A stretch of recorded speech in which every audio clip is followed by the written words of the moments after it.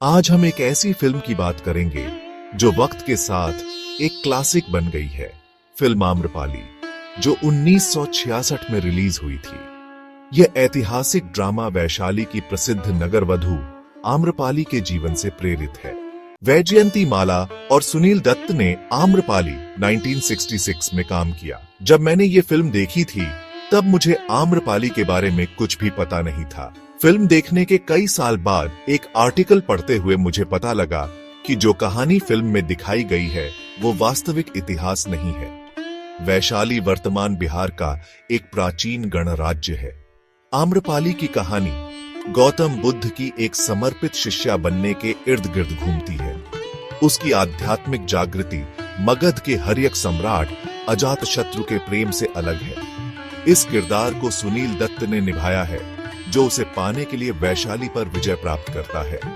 प्राचीन पाली ग्रंथों पर आधारित आम्रपाली प्रेम, युद्ध और ज्ञान की कहानी है, परंतु पूरी कहानी फिल्म में शामिल नहीं की गई। मैं चर्चा वो वाले सीक्वेंस से शुरू करना चाहूंगा जिसे YouTube पे देखें। मैंने फिल्म देखने का सोचा था। इस फिल्म में वैजयंती माला का एक डांस सीक्वेंस है जिसमें वो एक पहले से ही स्थापित राजनर्तकी की गलती निकालती है और फिर उसे वो गलती सिद्ध करके दिखाती है। वैजयंती माला बहुत अच्छी डांसर है।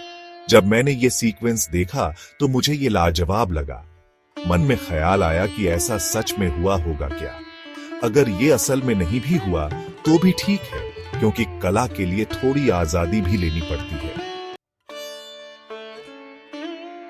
ऐतिहासिक कहानियों में बहुत कुछ प्रेरणा पे छोड़ना पड़ता है, पर यहाँ ये सवाल उठता है कि असल में आम्रपाली की कहानी क्या है। थोड़ी रिसर्च के बाद तो पता चला, उसने मुझे सरप्राइज कर दिया।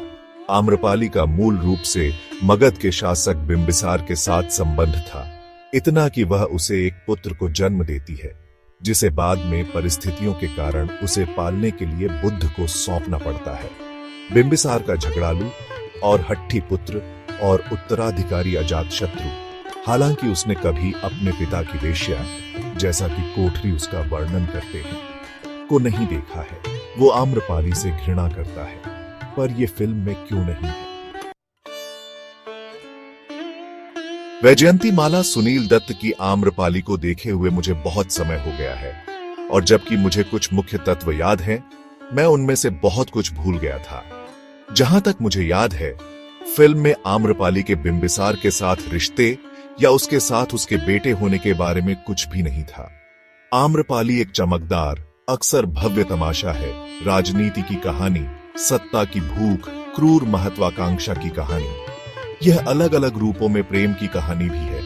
एक के लिए आम्रपाली और अजातशत्रु के बीच प्रेम, वैशाली के लिए आम्रपाली का प्रेम, लेकिन इसमें कुछ भव्यता भी है। उदाहरण के लिए आम्रपाली के महल को बनाने वाले सेठ। लेकिन कहानी, यहीं पर यह फिल्म स्वतंत्रता लेती है। बेशक कथा से बिंबिसार पूरी तरह गायब है, इसलिए आम्रपाली के उनके प्रेमी या उनके बच्चे की मां होने का कोई सवाल ही नहीं उठता। इसके बजाय वह एक राजनर्तकी है। उसकी कला उसकी पहचान है, वैशाली की नगरवधु नहीं, जिसका अर्थ होता एक वेश्या, जिसका शरीर राज्य के धनी और शक्तिशाली लोगों के अधीन था।